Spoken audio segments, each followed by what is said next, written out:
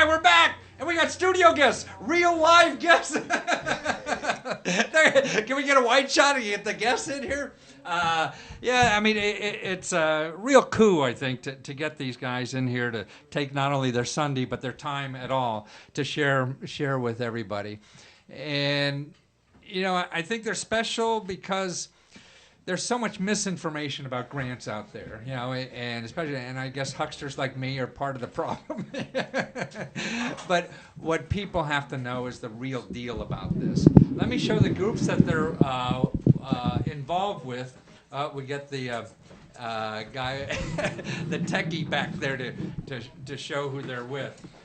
Mark Smith. He's the one in the glasses, the cuter guy. Don't believe it. Don't believe the hype. Don't believe the hype.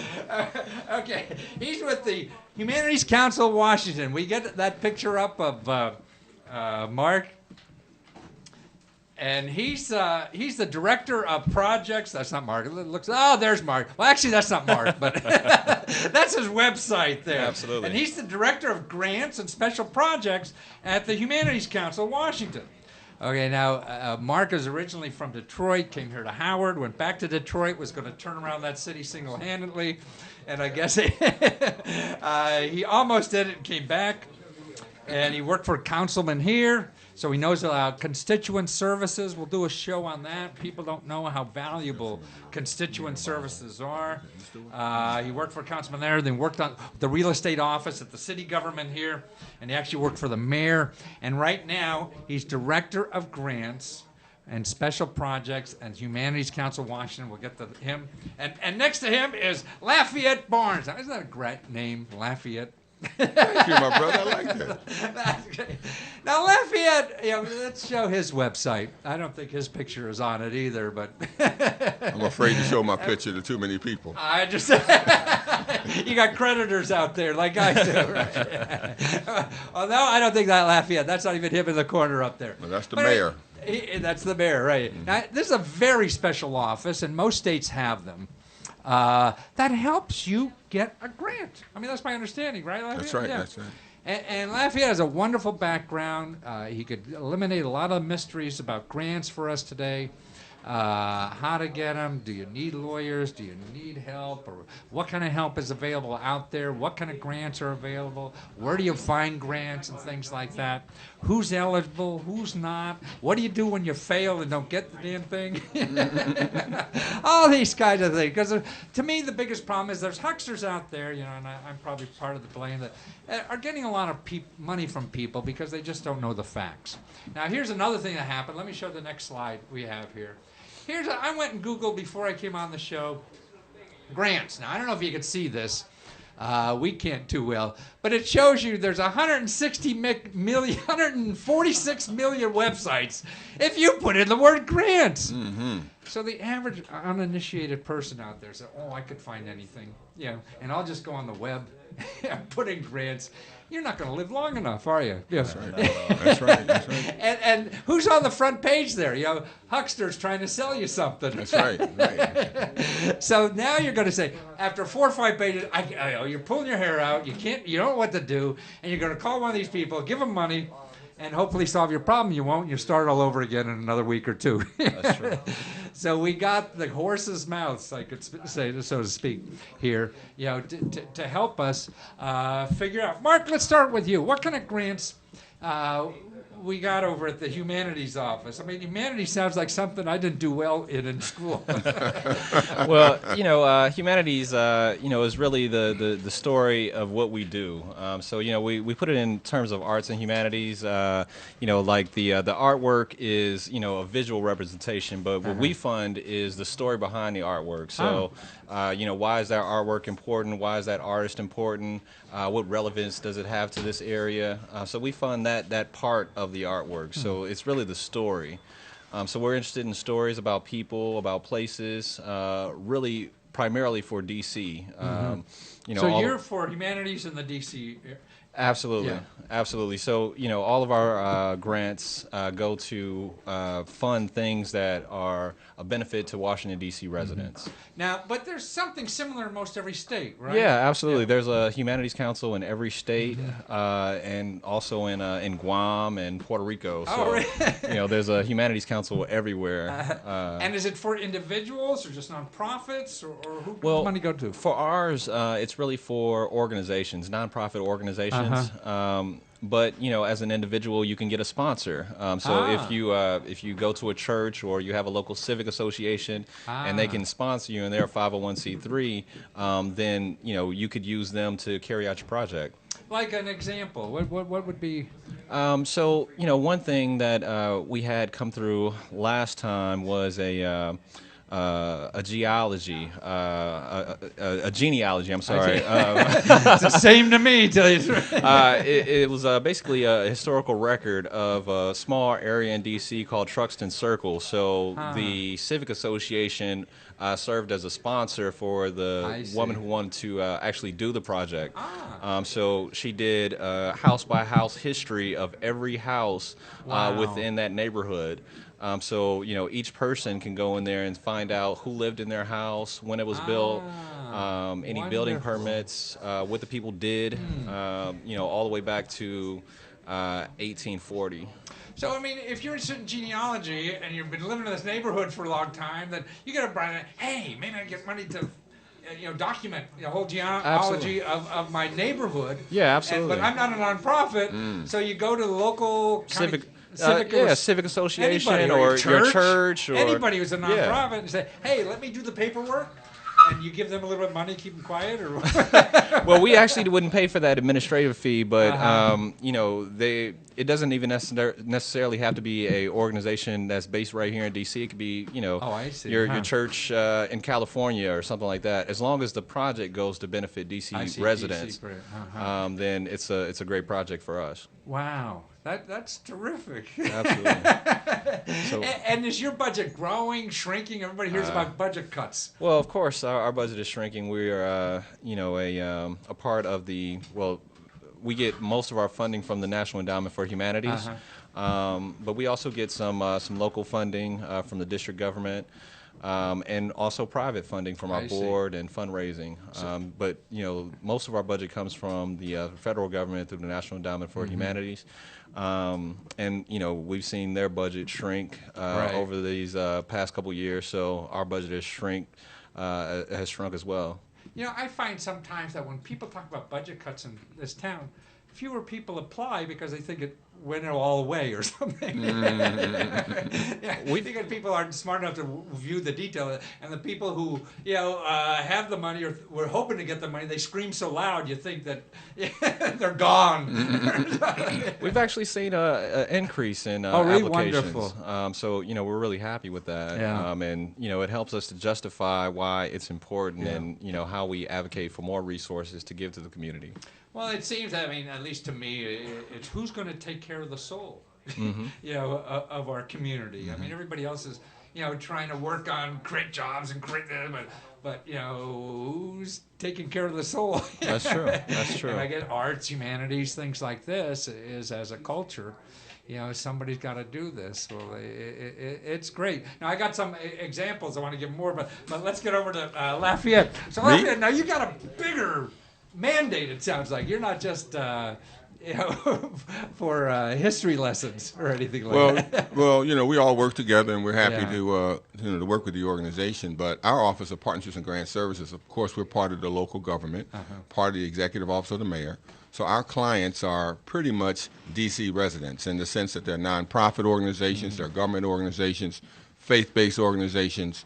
And so we provide information about different types of grants, not only local district government grants, but also federal grants. And I know you talk about those a lot. And we also talk about foundation grants. Despite the economy, even though there is a downturn, the District of Columbia in this region is actually doing fairly well. You probably heard that we just, our surplus for this year, we've discovered about $400 million. 400 million discovered. Yeah, I know. We're gonna have to get you a new coat. Right. but we take I that. gotta go through my pockets. Yeah, again, we take right? that money and we put it into our overall rainy day fund. So, thanks to the mayor and his leadership, we have about $1.5 billion. No kidding. All that's not for terrific. grants now, Right. but it will help to keep the city Yeah. afloat, Now, particularly in these through times. your office, do you give money or just help people get money? So our office is not a grant-making office. We're Right. sort of a development shop. And so every week we publish the funding alert, which is a great, I think, publication for your audience and for all folks who are looking for grants, because it lists federal opportunities, foundation opportunities, and district government opportunities. I think last year we probably listed, something like $800 million of grants, all competitive grants. And so you're right, there are opportunities out here, and people need to know how to apply for those grants. So we provide some capacity building support as well.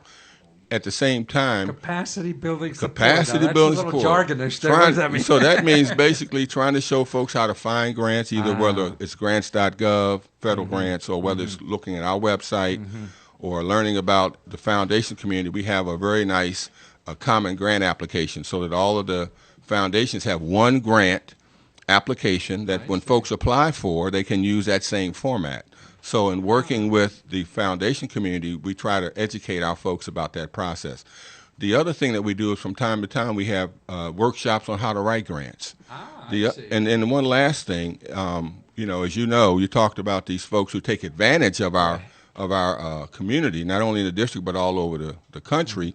Often there are folks who are actually scamming folks about grant opportunities. And because we're in the District of Columbia, from time to time, we'll get calls from folks in Iowa or Rhode Island or Georgia saying, look, I just got some information on the internet that I've won a grant, and all I have to do is just send $400, and I'll get my grant. And so on our website, when people go to the website at www.opgs.dc.gov, OPGS.dc.gov. they'll see all the information that we're talking about, but we also have a link to report grant scams. So we want people to know how to address those issues so they won't get taken. And, we want to help people. We don't want people to get hurt in this process. Yes. No, we have let me show Eric a thing. I got something from his website I want to share with people. Listen, I mean, you have a great database there, too. I went through the database. Oh, thank you. That's the next one. No, that's Mark's. Let's do it. Okay, let's go, Mark. Mark, I see some of the items that you have. Sure. While we're there, they were interesting to me. I mean, like poets, can get money from the government. Yeah, absolutely. As long as they're, relaying a certain point of DC history or DC culture, that's what we really want to capture. One thing we do is try to promote cross-cultural understanding. So we think through words is how you really do that. So. And then I saw another one communities. interested me: a community of gardeners. Film screening. Absolutely, absolutely. It's a really important aspect of DC culture. I mean, we have a huge gardening culture. So the film kind of explores why gardening is important and how you can kind of take advantage of some of these unused spaces and really turn them into something else. I looked a little bit at their film. It was sort of like rooftop gardens and stuff like that. So growing vegetables on your roof, huh? Absolutely. And DC authors, and I'm sure you don't know all these things. Like you say, what's in my book? I have no idea what's in my book. But that DC authors houses, what it was a, or what it is, I should say, is a website that kind of profiles all the important authors of DC and kind of gives a map of where they lived at, the books they did, and why they were important. Now, I have a condo in Adams Morgan. I don't know if I'm on there. You might need to get on there. I mean, I think it's important. Put you on the map there.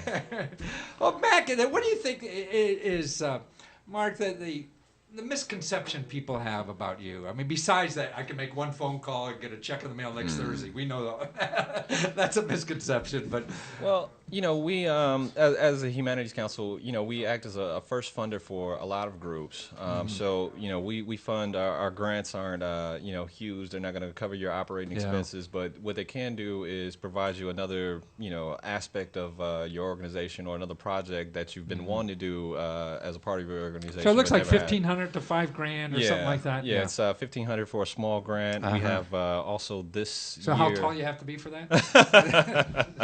Well, it's for smaller projects or aspects, kind of a smaller research into a larger project. So if you needed to do some research into making a book, but just needed a 1,500 for the initial startup of the research. But we also have commemorative grants. Commemorative? You mean yeah. like you forget something? Or what? Well, yeah, I mean, we have the March on Washington coming up next year. The Emancipation I Proclamation is this year. So, for people who want to do projects in that area, we have a grant up to $2,000. And then we have the larger grant, which is $5,000. And that's for, something that you want to do this year. And, you have about a year to get all the projects done. Now, we talked a little bit about, he has helped to help you with grants, but do you have help too to help with grants? Yeah, absolutely. We do about 15 workshops throughout the year. And this year we've actually instituted a best practices workshop. So to show you how to do videography, how to do oral history, Wow. how to digitally preserve media, so your photographs, your correspondence, stuff like that. So kind of digitizing that stuff so it can be safe for the future. Are your the seminars, they charge? No, they're free. Free! Free, free, free. Free! Sorry, good. Since we're talking about ways to educate folks about how to apply for grants, how to find grants, how to network with other organizations so that they can collaborate around grants, one of the things that we do every year, we have a public-private partnership conference. It's a regional conference, so people from D.C., Maryland, and Virginia, they come and they spend the day together sharing what we call best practices, and that basically means how do we work together to make this thing work.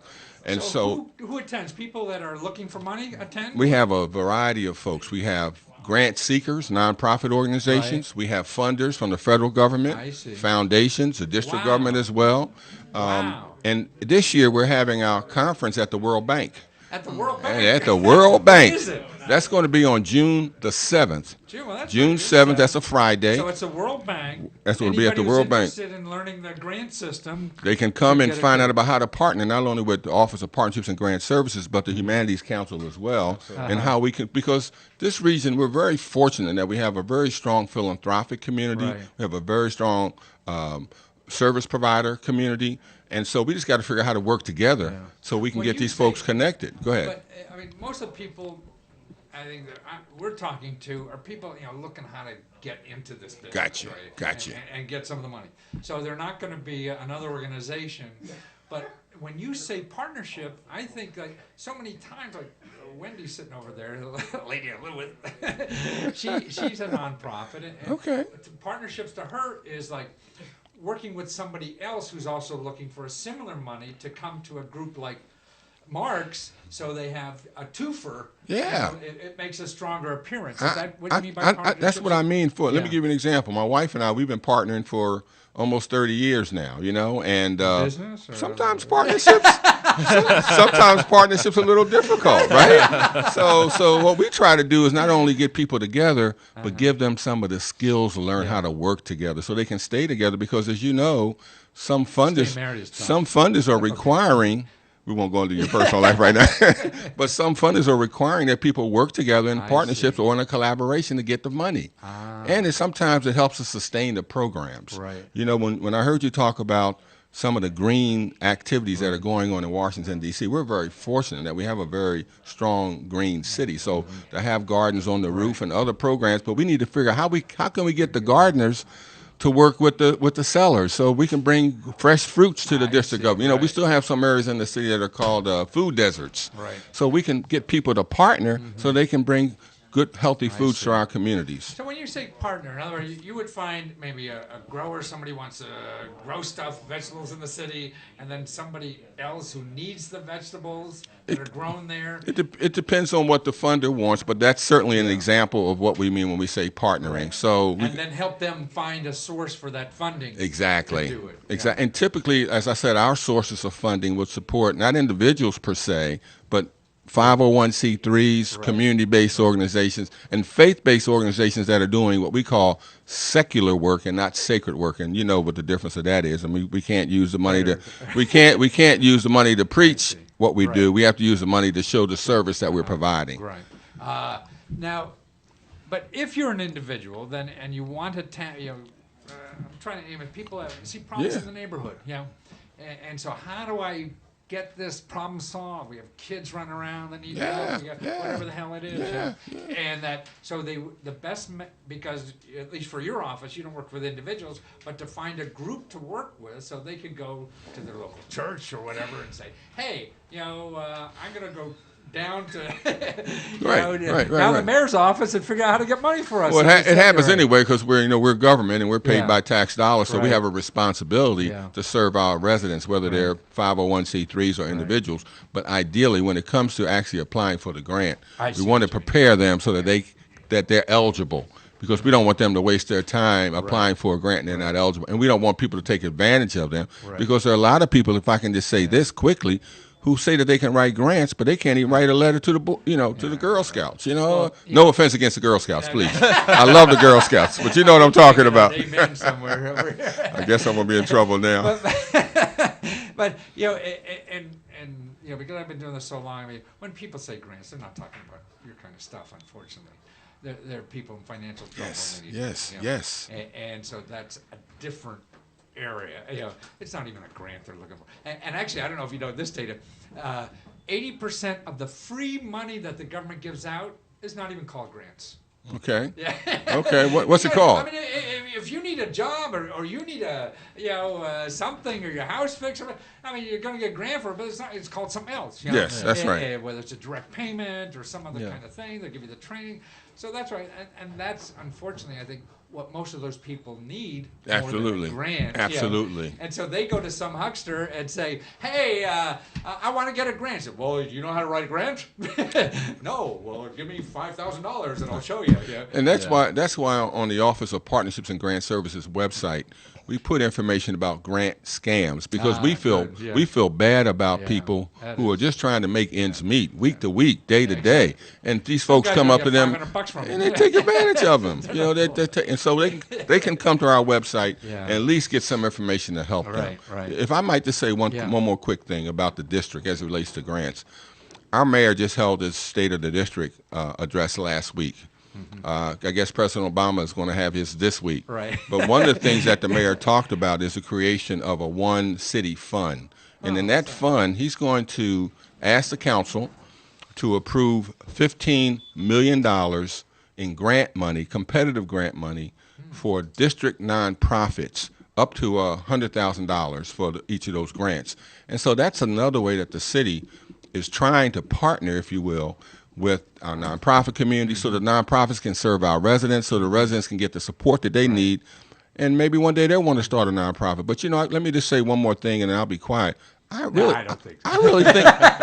Well, I'm trying to be safe. I'm trying to be like. I need to get your jacket. So next time I'll have a green one on. Okay. But some people would argue that there are too many nonprofits, and they're competing against each other. Yeah. Every day somebody's starting a nonprofit, and we don't have to have nonprofits to serve out. We can do it individually, or nonprofits can learn to work together. Right. And so one of the things we're trying to do in partnership or collaboration is to get these organizations to work together. And the One City Fund that the mayor introduces one way that we can continue that work. Yeah. So let me be quiet. Let me show the. I got some slides from his website. I want to show on the. Let's see what there.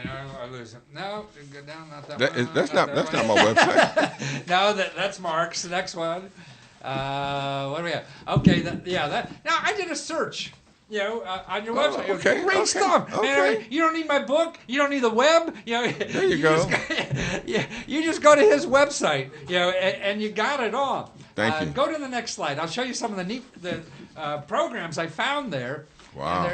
Look at, there's a program for, golf. I'm a golfer, right? That's okay. right. Well, that's a program that's on his website. It helps you, shows you how to find it.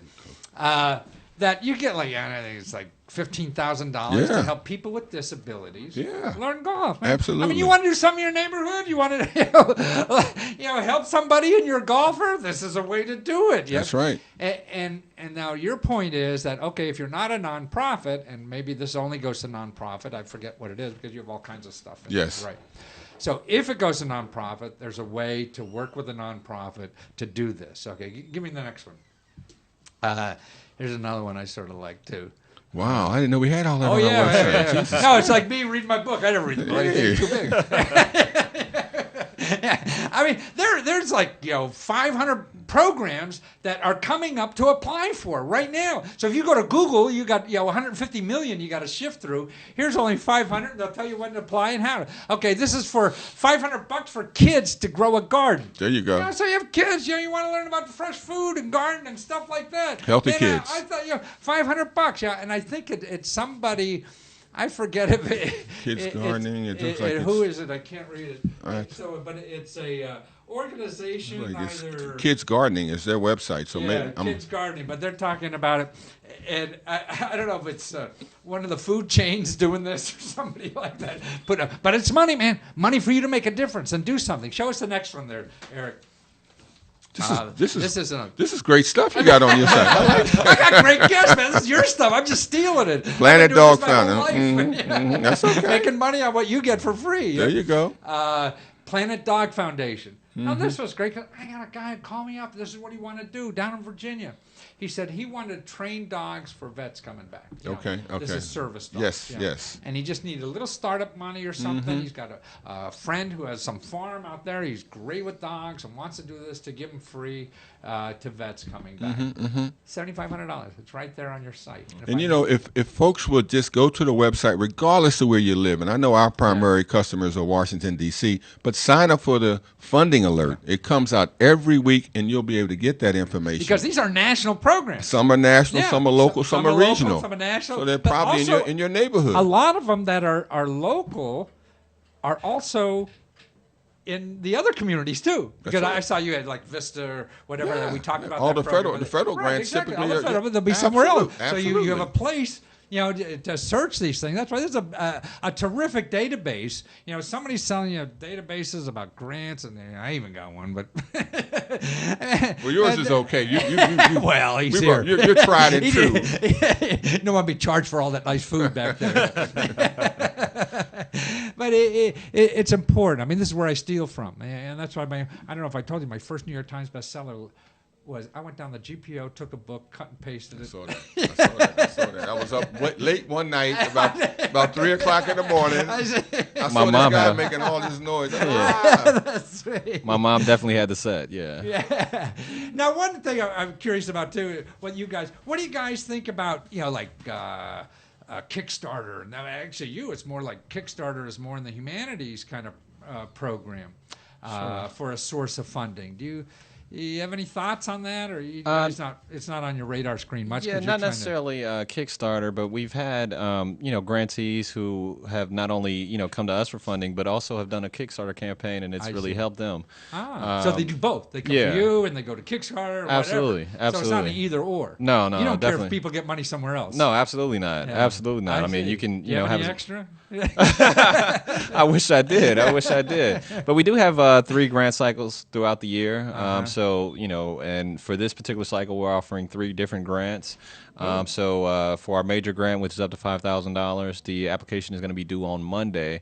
But we have 2 other grants that are going to be due on March 11th. March 11th. Well, you got 2 weeks to do that. Yeah. I mean, if I get that application, oh my God, I can't. No. It's really easy. We try to make the applications. What's that? The grant application is easy? Yeah, we try to make it easy. We try to make it simple. You can apply online. Really? Wow. So it's we're not requesting your whole life history, but we want to have a good understanding of who you are and what you want to do with the funds. So you think the average person could do this? Absolutely. And if they can't, they get help from you guys? Yeah, absolutely. I'm always available. if you want to talk about an idea, or you actually want to discuss your plans and things like that. So I'm available through my email at msmith@wdc. msmith@wdchumanities.org. msmith@wdchumanities.org. Right? Or by phone at 202-387-8391. Wow, 202-387 8391. 8391. Great. Lafayette, there's one thing I want to touch base with you is the surplus property stuff. Okay. Now, do you handle, the government's trying to get rid of buildings or something, and you could give them away, or it's just old computers, or you handle that stuff too? Well, not directly, but there's information on our website about surplus property. So, for example, one of the things that comes up in the District of Columbia a lot is, what about the surplus schools or buildings that the district now has control of because maybe the existing properties were consolidated? So our Department of General Services, on their website, they have information about how to obtain a school, but it's difficult. A lot of people think, well, I just need a school, but they also need money to operate that school, and it's pretty expensive. I mean, they're talking $8 million plus for a whole building. But then we also have information on our website about whether the World Bank or the International Monetary Funds has surplus computers or other equipment that they want to give away. And then, fortunately, we can refer folks to the federal government, GSA, right down in Springfield, Virginia, and they have a wonderful facility down there. In fact, I got some stuff in my office. Oh, really? Yeah, I had to take advantage of that, too. But now, it's free if you're a nonprofit? It's free if you're a nonprofit, or if you're a government, you can go down there. And there's a warehouse. You tag the information. We got some really nice office furniture. So we do. So if have you're a that nonprofit, I mean, and I assume this is in every state too. And in your state, I guess you have the estate. Yeah. Well, we are a state. We want to be a state now. That your office is a clearinghouse for that, huh? We have information on the website about it. So I think that's a lot of stuff on our website. Yeah, I think that's a great thing to do. Well, let me ask you another thing. Send me a slide about Mooc. You know what Mooc is? I'm not familiar with Mooc. You see What's Mooc? the acronym for Mooc? Mooc. Massive off and online courses. Massive offline courses. Mooc. Now, I ran a thing last week on the show. Okay. That there's like 1.5 million, or there's 2.5 million people taking courses from. You're a Harvard grad, right? From Harvard, University of Pennsylvania, the real professors, free online. Wow. And there's a hot thing, Coursera, but and what they said, the one in Harvard I think it's xed.org. That's Harvard and MIT and everything. The course at MIT for Introduction to Circuits, they had, I forget how many, hundreds of million or no, it can't be a million, hundreds of times. But more people took that introduction course in the last 8 years around the world than had ever graduated from MIT. Wow. So you could take an MIT course for free right now. Absolutely. From Harvard, from dozens and dozens of courses. Now, the problem with it is accreditation. Okay, so what are you going to do? You just learned something. Oh God, I'm just going to learn. Where's the currency in that? I think that's valuable, but a lot of people don't. But now they start accrediting it. Beautiful. So there's now like 5 or 6, Duke, University of California, and University of Pennsylvania. Now there's an extra fee for the accreditation because they got to do it. But it's $150 for the course about that for the accreditation. But I mean, to go to University of Pennsylvania is $50K a year. Yeah, absolutely. So you can get the same course, now with a credit. And I think there's going to take. I mean, I think you're talking about the mayor getting money from the White House for the district. I was just reading the White House is also put in he's got $18 million to study this because this seems like, I mean, higher education has been ripping us off for a few years now, and that we got to get our folks educated, and you could get the best courses in the world now for free. You're right on in terms of the marketplace has really changed as it relates to education. Yeah. Think about it. I'm taking a French class right now, and vous parlez français? No, not but today. Okay. Ni hao. And I have an app on my really? iPhone that I can practice French with. Yeah, I would I'm have doing never- the Chinese. You know what I'm Well, I'll thinking? tell you what, I got a grant to take a Chinese course. Beautiful. Yeah. Actually, it's over. Send me the information. I'll give it to you. No. Give it to you free. Yeah. At the George Mason University. Oh, wow. China has Confucius Institutes around the country Okay. at all the major universities. And the course, I paid like $150 for the course. Beautiful. I mean, if I go on campus, it's going to be like $3,000 or something like that. You know, and there's only 6 of us in a room like this with a Chinese person right off the plane, you know, teaching us. It's just the neatest thing I've ever really- done. it really Yeah. is. And learning like that. I mean, that's when I see. You're not as old as me yet, but I'm fighting like Alzheimer. I mean, man, that's worse. Than I run every day trying to stay in shape. You both, you guys are in shape. Yeah. You look like you're in pretty good shape to Yeah, me. but huh? that's running for 40 years. Okay. Yeah. But now it's the brain I'm more worried about it. Okay. So I'm trying to think of what's the hardest thing I could do with the brain. You know, learn Chinese.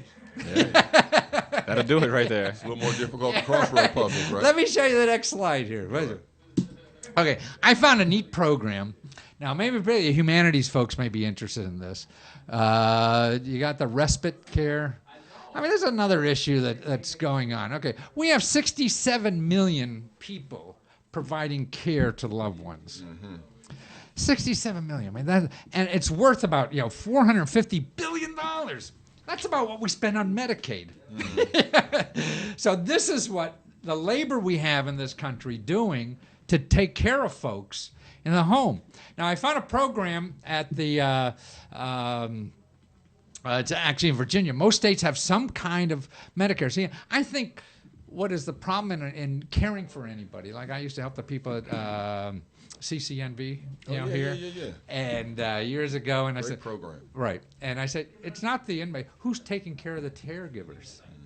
So, I mean, because if we don't have people taking care of these people, that's when we're really screwed, right? So now there's programs around the country called respite care services. And this one in Virginia, you get like $400 for a family.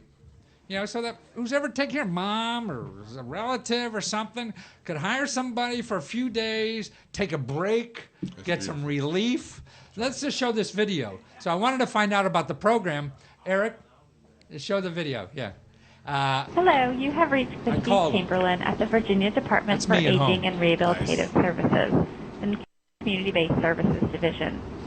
I'm out of the office or away from my desk. If you are calling for information on the Virginia Lifespan Respite Voucher Program, please go to our website at www.vadars.org. When you get to the home page, click on the Services link, and it will take you to the Our Services page. You will see an area that says Respite Services, and within that area, it explains how to apply, and there are downloadable application forms, a procedure form for how to apply, respite caregiver resources, as well as respite caregiver resource websites. If you still have questions on this, you can leave me a message, and I will get back to you at my earliest convenience. Thank you, and have a great day. Record your message at the tone. When you are finished, hang up or hold for more options. Great. Well, thanks for the information. I think you gave me everything I need. Thanks. Bye. Find out about stuff. It's like your program, Mark. I mean, you say it's Absolutely. all online, right? Absolutely. And you just fill it out. You have a problem, you give me a call, you get Mark, right? Absolutely. Directly. Yeah, and most people, I travel around the country, they think of Washington as something, or the government is some boogeyman or something. And you and I know that every fat cat in this country using the hell out of this stuff. That's true. This is But they say information is power, right? Absolutely. So how do we get the average person on the street? Now, here's another little interesting money-making item that, Eric, put the next one on now. This is something that I don't know if this is a good thing to do or not. But you can make like $250,000 turning in your tax cheat boss. Yeah.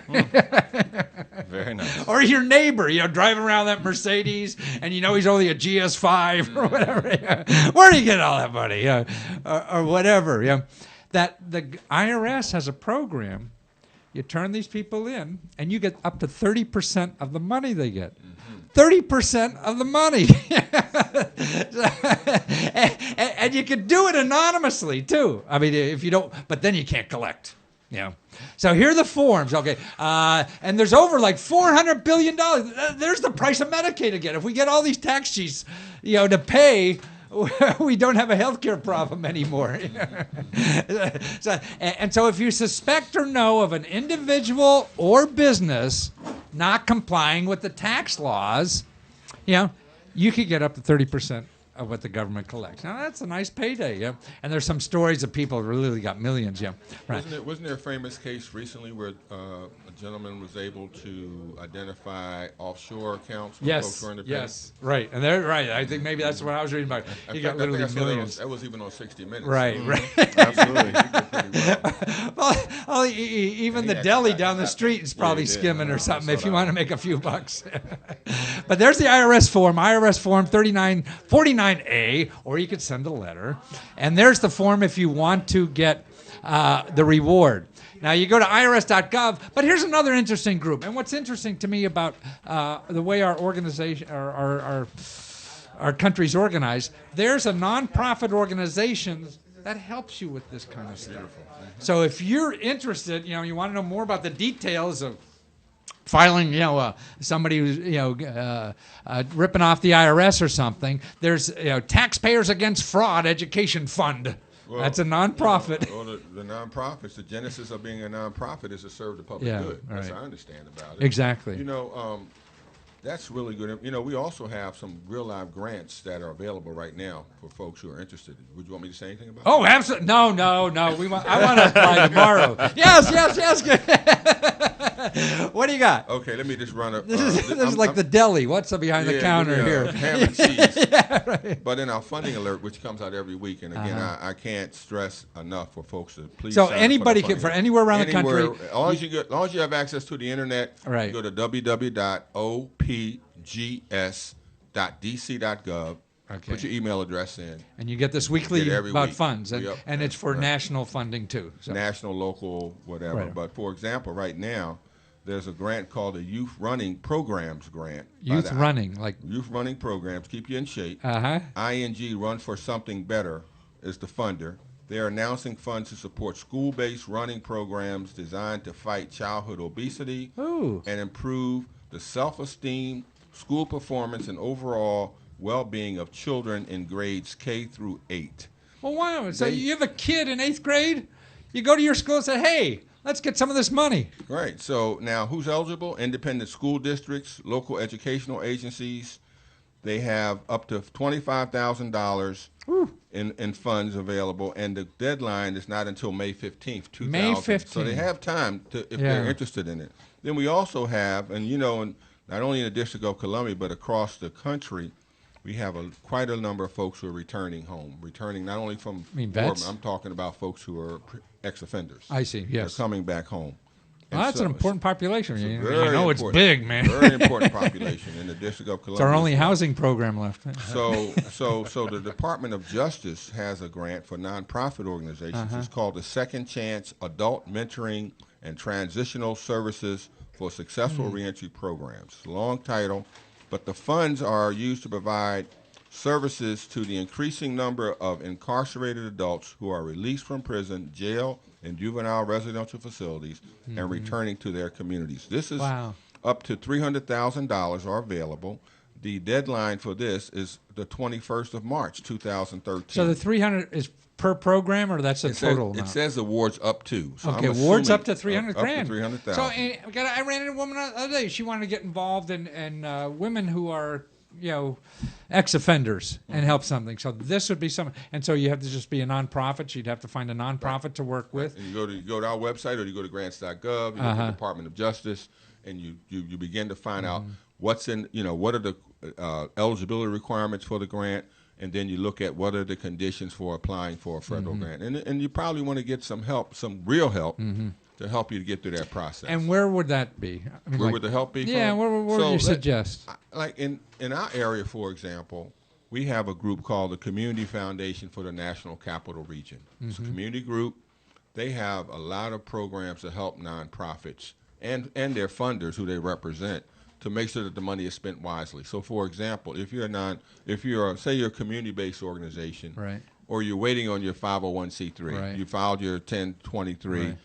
The Community Foundation for the National Capital Region, in certain cases, can be your what's the word I'm looking for? So your liaison with the funders, because they have really? their 501. So there are groups like that I see. who can help some of these organizations. That's not all they do, Right. but there's information that they can provide as it relates to technical assistance. And then you also want to find out in your community who's providing similar services. As I said earlier, and I strongly believe this, everybody that wants to help provide a public good doesn't have to be a nonprofit. Right. So learn how to work with your nonprofit and community-based and your faith-based organizations, Right. and then see how you can So if you connect. want to help ex-offenders, you could find enough people in your community that are already nonprofits to partner with Big to go deal. get them It's a in. big deal. And Yeah. these second chance grants are recurring grants. So if you miss can it, live off for a long you time. come huh? back next Yeah. year. and then the last one I wanted to mention, I don't want to take too much time, No, but let's there's go. Yeah, something we have called to the go. Small Steps in Speech Grants. It's by an organization called the Small Steps in Speech Foundation.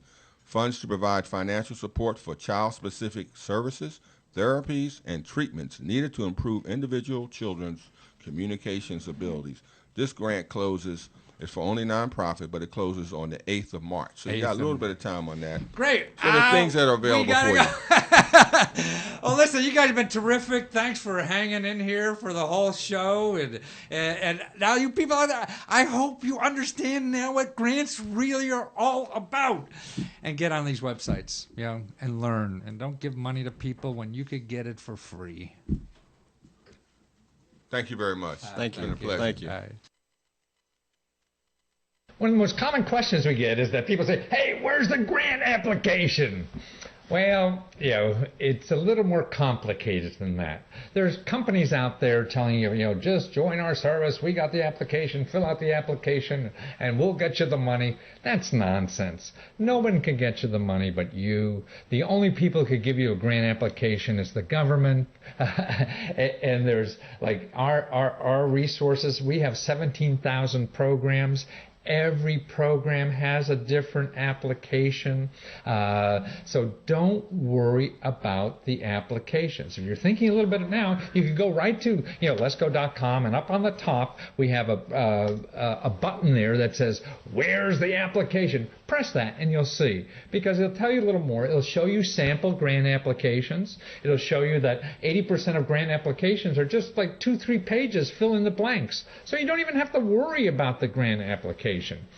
Not until you know where you're going to apply. So, read that section. You'll see samples of successful applications, like people who got $5,000 to play their, banjo for the next 5 years or something like that.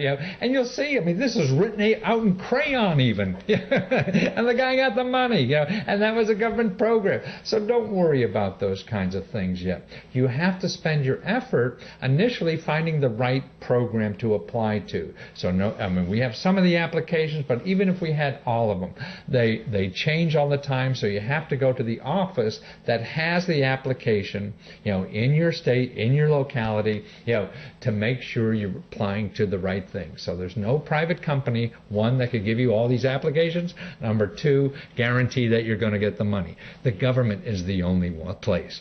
So that's the facts about application.